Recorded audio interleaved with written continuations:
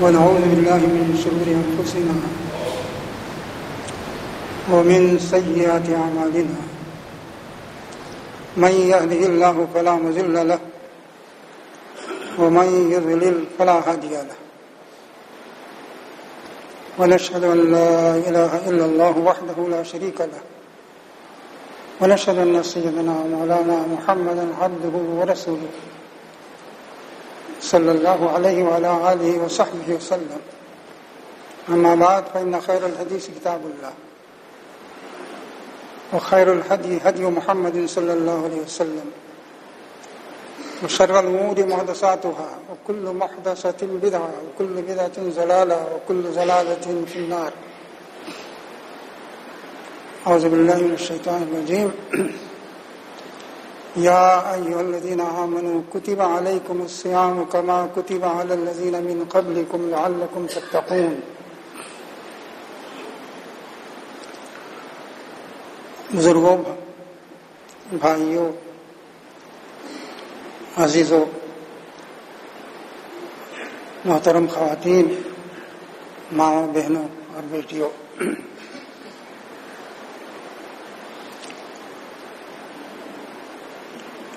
رمضان المبارک کی آمد ہے. اللہ نے چاہا تو ایک ہفتے کے بعد رمضان شروع ہو جائے گا. ہم سب جانتے ہیں کہ کلمہ شہادت کے بعد جن 4 عبادتوں پر پوری شریعت کی بنیاد رکھی گئی ہے ان میں سے ایک روزہ بھی ہے. نماز، زکوٰۃ، روزہ اور حج. اس سے ہم اس کی اہمیت کا اندازہ کر سکتے ہیں کہ یہ بنیادیں مضبوط ہوں گی تو شریعت پر عمل کرنا آسان ہوگا، اور یہ بنیادیں کمزور ہوں گی تو شریعت پر عمل آسان نہیں ہوگا. بلکہ یوں کہا جائے گا کہ یہ بنیادیں اگر نہ ہوں تو شریعت ہی ختم ہو جائے گی. قرآن شریف میں کہا گیا، اے ایمان والو، تم پر اللہ نے روزے فرض کر دیے ہیں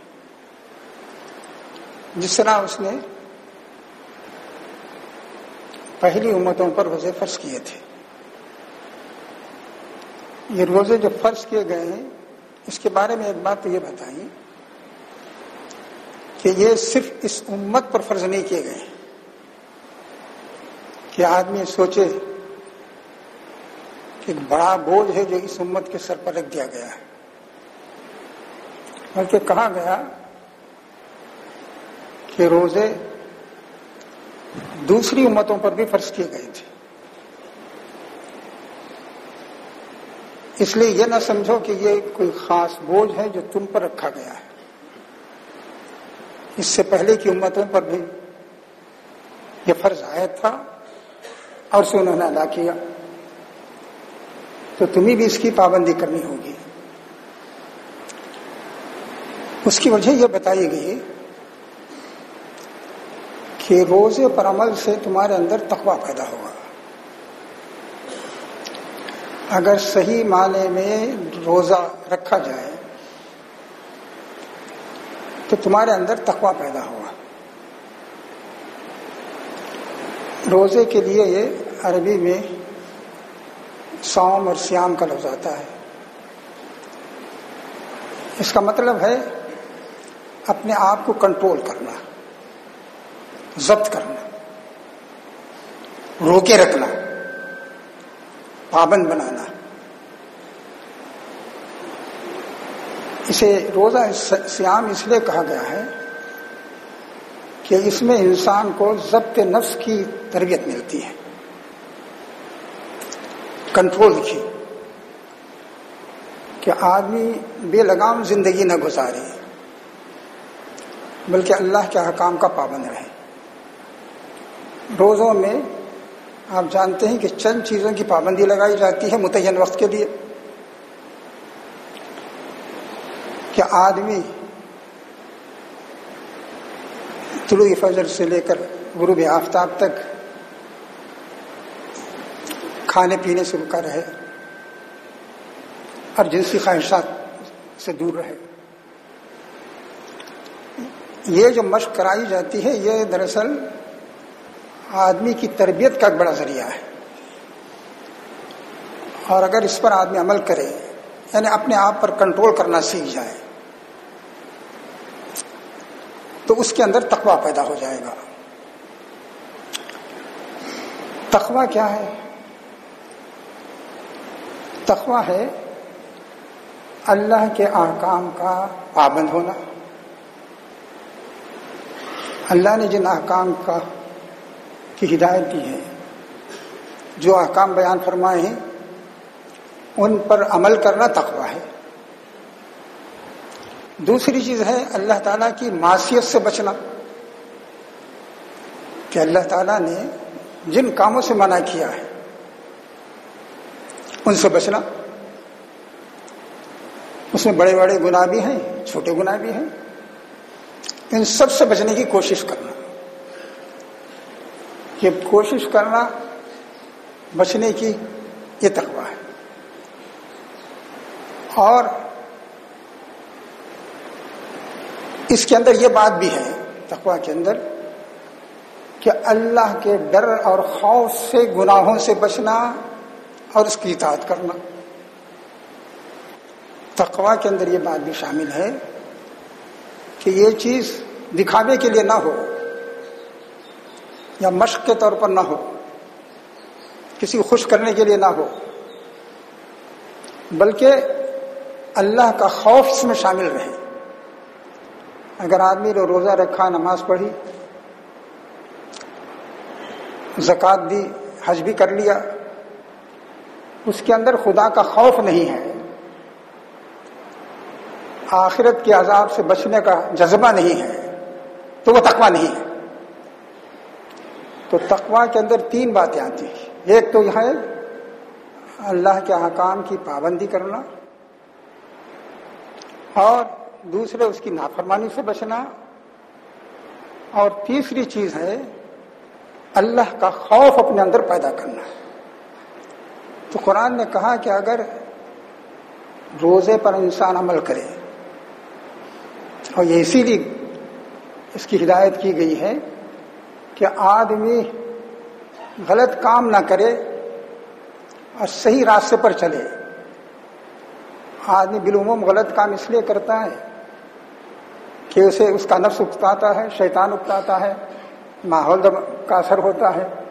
تو ان سب سے بچنا اور صحیح راستے پر قائم رہنا یہ تقویٰ ہے۔ تو قرآن نے کہا کہ یہ تم پر بھی روزے اس لیے فرض کیے گئے ہیں، اور تم سے پہلی امتوں کے لیے بھی اس لیے فرض کیے گئے تھے کہ ان کے اندر تقویٰ پیدا ہو، اور تقویٰ دین کی جان ہے۔ اگر خدا کا خوف کسی کے اندر آ جائے تو وہ گناہوں سے بھی بچے گا، اس کے احکام کا بھی پابند ہوگا، اور قرآن کہتا ہے کہ نیکی کرنے کے باوجود کانپتا رہے گا۔ یہ اللہ مغلوں کی صفت یہ بتائی گئی، والذین یؤتون ما آتوا وقلوبہم وجلہ۔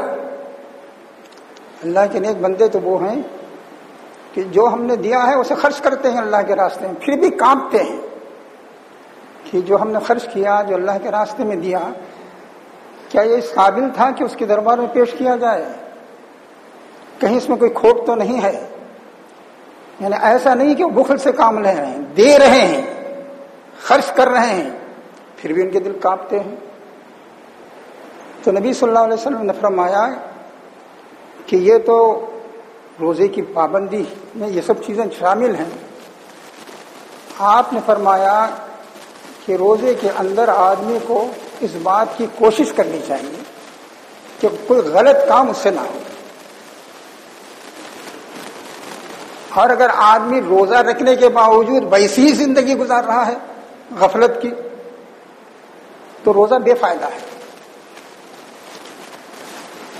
آپ نے فرمایا من لم یدع قول الزور والعمل به فلیس للہ حاجۃ فی ان یدع طعامہ وشرابہ. اگر کوئی شخص، آپ نے فرمایا، قول زور نہ چھوڑے، جھوٹی بات نہ چھوڑے، بولنا نہ چھوڑے، عمل کرنا نہ چھوڑے، تو آپ نے فرمایا کہ اللہ کو اس کی کوئی ضرورت نہیں ہے کہ تمہیں بھوکا پیسہ رکھے. اللہ یہ تو نہیں چاہتا کہ کچھ بندے اس کے بھوکے رہیں. وہ تو تمہارے اندر کچھ کیفیت پیدا کرنا چاہتا ہے، کچھ جذبہ پیدا کرنا چاہتا ہے. وہ جذبہ اگر پیدا نہیں ہو رہا ہے اور آدمی صرف بھوکا پیاسا ہی رہ رہا ہے،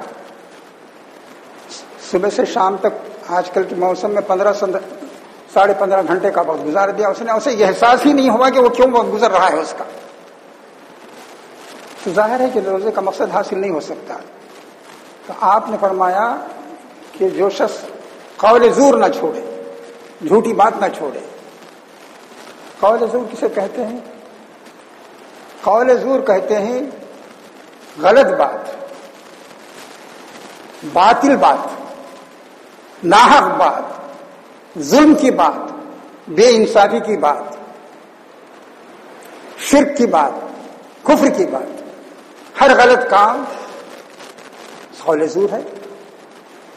اللہ کے نیک بندوں کی صفت کیا بتائی گئی قرآن میں، والذین لا یشہدون الزور وَإِذَا مَرُّوا بِاللَّغْوِ مَرُّوا کِرَامًا. اللہ کے یہ نیک بندے وہ ہیں کہ جہاں قول زور ہو، باطل کی باتیں ہوں، ناحق کی باتیں ہوں، ظلم اور ناانصافی کی باتیں ہوں، کفر اور شرک کی باتیں ہوں، وہ دور رہتے ہیں. لا یشہدون الزور کے دو معنی ہیں. ایک تو یہ ہے کہ وہاں موجود نہیں رہتے اور اس کا چرچا نہیں کرتے، اس کی شہادت نہیں دیتے. آج تو ہمارے چاروں طرف باطل ہی باطل ہے، کفر ہی کفر ہے. اس سے بچ کے رہنا ہے. قرآن نے کہا اللہ کے نیک بندے وہ ہیں جو قول زور سے بچتے ہیں. قول زور میں وہ تمام باتیں آتی ہیں جو خلاف اسلام ہے، خلاف دین ہے. تو فرمایا کہ اللہ کے نیک بندے وہ ہیں جو جہاں جھوٹی بات ہو رہی ہو، بے بنیاد بات ہو رہی ہو، کفر بھی بے بنیاد بات ہے، شرک بھی بے بنیاد بات ہے، الحاد بھی بے بنیاد بات ہے، ظلم اور ناانصافی بھی بے بنیاد بات ہے، کسی غیبت بھی بے بنیاد چیز ہے. تو کہا کہ اگر آدمی روزہ رکھنے کے باوجود قول زور نہ چھوڑے اور اس پر عمل بھی نہ چھوڑے، یعنی یہ کہ غلط بات کہہ بھی رہا ہے، باطل کا چرچا بھی کر رہا ہے، ہر وقت غلط باتیں اس کی زبان سے آ رہی ہیں، ناپسندیدہ باتیں آ رہی ہیں، وہ باتیں زبان پر آ رہی ہیں جن کا شریعت نے حکم نہیں دیا ہے، اور اس پر عمل بھی کر رہا ہے. ایک تو یہ کہ آدمی اتفاق سے کوئی غلط بات اس کی زبان سے نکل گئی، لیکن اس پر عمل کرنے کا مطلب یہ ہوتا ہے کہ سوچ سمجھ کے اس نے غلط بات کہی ہے اور اس پر عمل بھی کر رہا ہے. تو فرمایا آپ نے کہ اللہ کو اس کی کوئی ضرورت نہیں ہے کہ آدمی کھانا پینا چھوڑ دے. اس کا مطلب یہ نہیں ہے کہ آدمی روزہ ہی چھوڑ دے، وہ کہے کہ صاحب میں باطل سے تو بچ نہیں رہا ہوں، جھوٹ سے نہیں بچ رہا ہوں، کفر سے نہیں بچ رہا ہوں، ایسی مجلسوں ہی میں بیٹھ رہا ہوں تو روزہ چھوڑ دوں. یہ مطلب نہیں ہے اس کا. مطلب یہ ہے کہ آدمی کو سوچنا چاہیے کہ جس کے لیے عبادت کی جا رہی ہے اور جس کا مقصد تقویٰ پیدا کرنا ہے تمہارے اندر، اس راستے سے نہیں آ سکتی وہ چیز.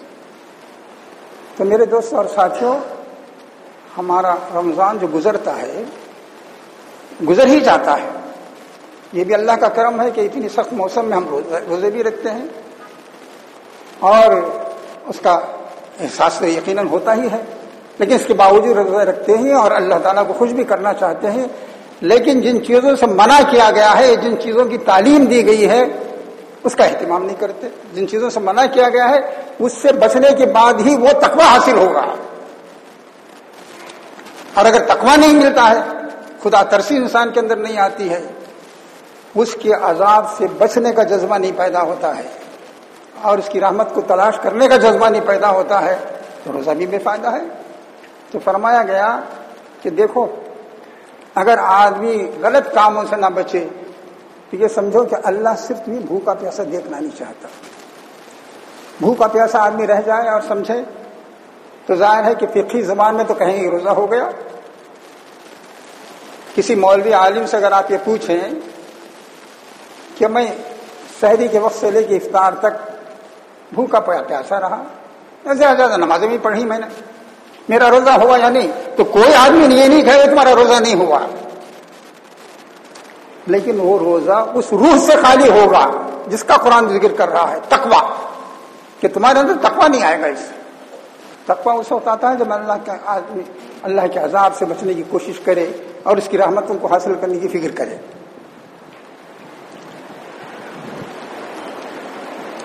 ایک حدیث میں آتا ہے، بہت صحیح حدیث ہے بخاری مسلم کی، نبی صلی اللہ علیہ وسلم نے فرمایا اذا دخل رمضان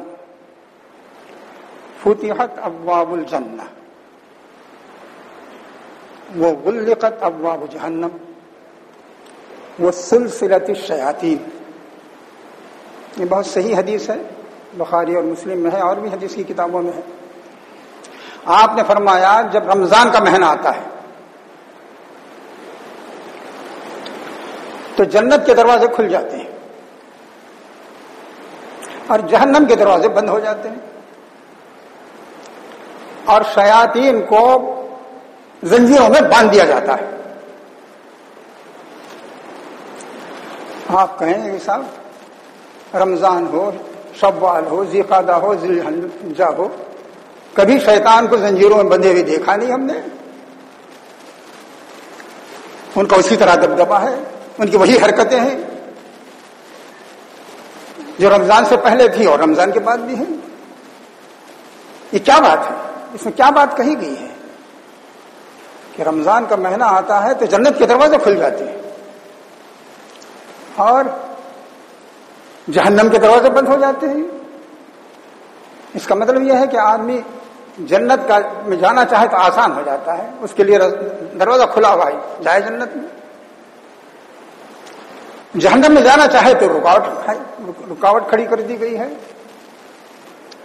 اور جو شیطان سارے فتنوں کی جڑ ہے اسے باندھ دیا گیا ہے. آج کے دور میں انسان یہ سوچے گا کہ یہ تو ہو ہی نہیں رہا ہے. آج اس دنیا میں ہم دیکھ رہے ہیں مہینہ کوئی بھی ہو، رمضان کا ہو، شوال کا ہو، ذی-قعدہ کا ہو یا رجب کا ہو، شعبان کا ہو، کوئی بھی مہینہ ہو، شیطان دندراتے پھر رہے ہیں. ایسا معلوم ہوتا کہ انہی کا راج ہے اور انہی کی حکومت ہے. تو میرے دوستوں اور ساتھیوں، یہ بات مسلمانوں کو سامنے رکھ کے کہی گئی ہے. یہ بات جو کہی گئی ہے یہ مسلمانوں کو سامنے رکھ کے کہی گئی کہ ان کا ماحول ایسا ہوتا ہے اور ہونا چاہیے کہ معلوم ہو کہ جنت کے دروازے کھل گئے ہیں،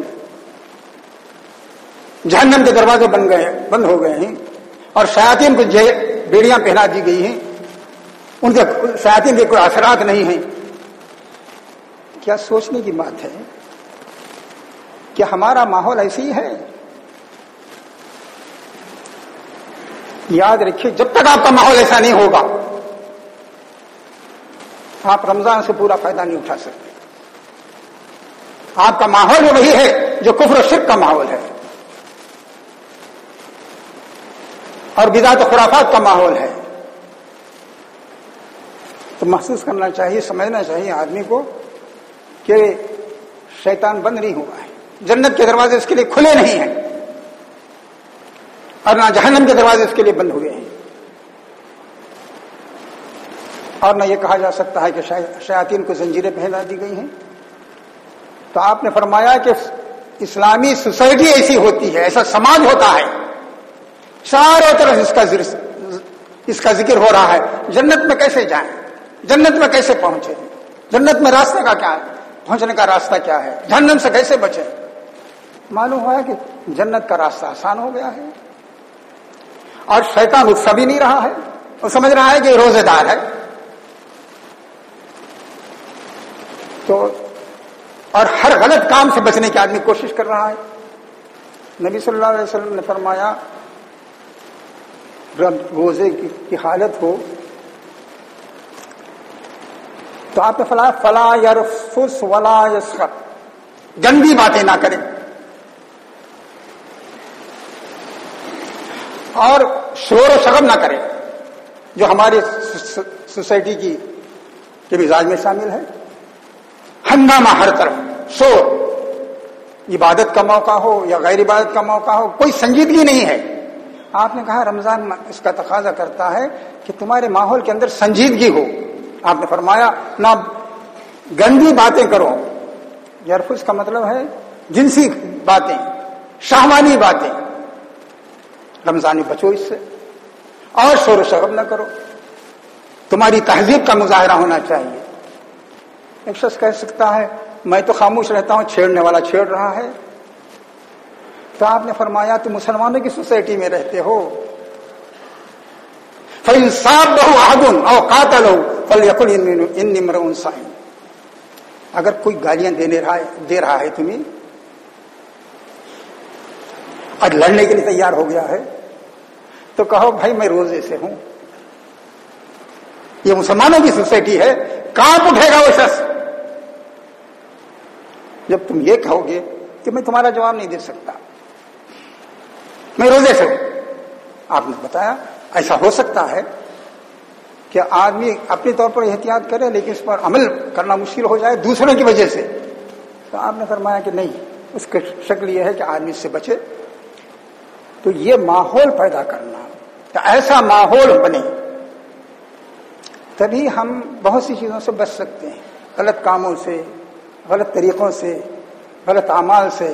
اور ہمارے اندر ایسی فضا ہو سکتی ہے، پیدا ہو سکتی ہے کہ ہم اللہ کے دین کا ذکر کریں. یہ زمانہ وہ ہے، یہ اللہ سے دعاؤں کا زمانہ ہے. رات دن آپ دعائیں کیجئے، اس بات کی دعا کیجئے کہ اے اللہ زندگی جو غفلت میں گزری ہے آئندہ نہیں گزرے گی. عہد کیجئے. جو زندگی گزر گئی اس کا تو کچھ اندازہ ہے ہمیں کیسے گزری، اور آئندہ کے بارے میں نہیں معلوم وہ کتنے دن کی ہے،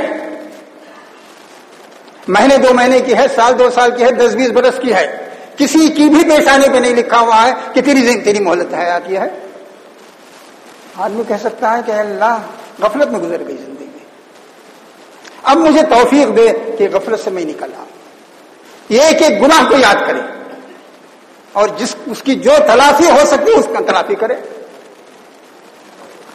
اور جو اوقات اس میں بتائے گئے ہیں، سحری کا وقت ہے، افطار کا وقت ہے، وہ دعاؤں کے قبول کرنے کا وقت ہے.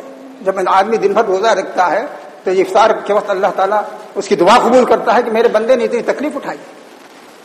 تو آپ نے فرمایا کہ یہ دعاؤں کا مہینہ ہے، صدقہ و خیرات کا مہینہ ہے، لوگوں کے دکھ درد میں کام آنے کا مہینہ ہے.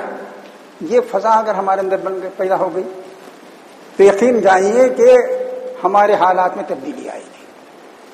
ایسا ماحول بنانے کے لیے ضروری ہے کہ اس میں ہم میں سے بعض افراد اس کی کوشش کریں، کافی نہیں ہے. سب کو احساس ہونا چاہیے، اس کا احساس ہونا چاہیے کہ میں بھی گناہوں سے بچوں گا، میرے بیوی بچے بھی گناہوں سے بچیں گے، میرے رشتے دار بھی بچیں گے. تب یہ ماحول بنے گا. ہر شخص اگر یہ سوچے کہ دوسرے تو اسے بگاڑ رہے ہیں، نہ اسے اپنے بچوں پر کنٹرول ہے نہ بیوی پر کنٹرول ہے، تو ظاہر حالات ٹھیک نہیں ہو سکتے. یہ فضا پیدا کرنے کے لیے کہا گیا کہ مسلمانوں کے کا ماحول تو وہ ہوتا ہے کہ جب رمضان آتا ہے جنت کے دروازے کھل جاتے ہیں اور جہنم پر تالے لگ جاتے ہیں اور شیاطین کو بیڑیاں پہنا دی جاتی ہیں. یہ فضا بنانی چاہیے آپ کو، تب رمضان کی برکت حاصل ہوگی. اور میرے دوستوں ساتھیوں، ہماری کمزوری یہ ہے ہمیں محسوس ہی نہیں ہوتا سوائے اس کے کہ ہم بھوکے پیاسے ہیں کہ ہمارا اللہ سے کیا تعلق ہے، ہم اللہ سے کیا دعائیں کرتے ہیں۔ یہ دعاؤں کے قبول کرنے کا معنی ہے دعا کیجیے، رو رو کے دعائیں کیجیے، ہاتھ پھیلا کے دعا کیجیے۔ حدیث میں آتا ہے بندہ ہاتھ پھیلاتا ہے تو خالی ہاتھ لوٹاتے ہوئے اللہ تعالیٰ شرم محسوس کرتا ہے، یہ میرے سامنے ہاتھ پھیلا رہا ہے، میں خالی ہاتھ کیسے لوٹا دوں؟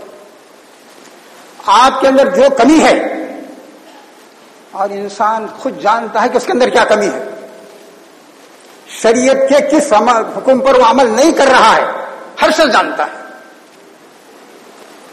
کوئی شخص یہ نہیں کہہ سکتا کہ مجھے نہیں معلوم۔ آپ متعین طور پر دعا کیجیے کہ اللہ تعالیٰ اس سے مجھے بچا لے۔ جب آپ دعائیں کریں گے تو اللہ تعالیٰ قبول بھی کرے گا۔ اللہ تعالیٰ کا معاملہ یہ ہے کہ آدمی دنیا چاہتا ہے تو اتنی ہی دیتا ہے جتنا دینا اس کے حق میں مفید ہوتا ہے، لیکن اگر آدمی دین چاہتا ہے تو بے حساب دیتا ہے، آدمی کی توقع سے زیادہ دیتا ہے، اس کے مطالبے سے زیادہ دیتا ہے، وہ جو کچھ چاہتا ہے اس سے زیادہ، جو نہیں چاہا وہ بھی دیتا ہے۔